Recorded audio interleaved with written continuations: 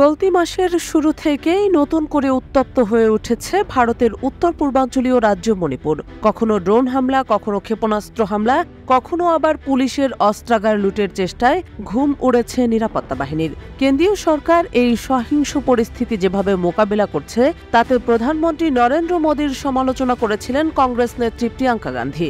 এবার সর্বভারতীয় মজলিস-ই ইত্তেহাদুল মুসলিমিন সংক্ষেপে AIMIM এর প্রধান আসাদউদ্দিন ওয়াইসি বলেছেন, প্রধানমন্ত্রী নরেন্দ্র মোদী নিজ দেশের সংঘাতে জর্জরিত মণিপুর রাজ্যে যাচ্ছেন না, কিন্তু তিনিই আবার রাশিয়া ইউক্রেন যুদ্ধ বন্ধের চেষ্টা চালাচ্ছেন।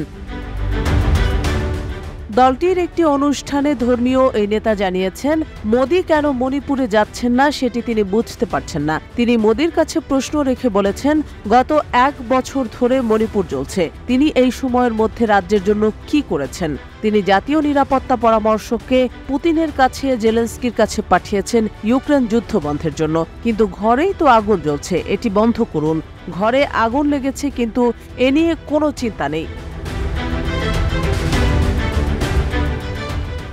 মোদী রাশিয়া ইউক্রেন যুদ্ধ বন্ধের চেষ্টা করলেও তার নিজ দেশের মণিপুর রাজ্যে যাচ্ছেন না, যেখানে গত 1 বছর ধরে মেইতেই এবং কুকি জাতিগোষ্ঠীর মধ্যে সংঘাত চলছে। এই সংঘাতে এখন পর্যন্ত প্রায় 300 মানুষ প্রাণ হারিয়েছেন। এত মানুষের মৃত্যুর পরও মোদী কেন সেখানে যাননি, এ প্রশ্নই তুলেছেন আসাদউদ্দিন ওয়াইসি।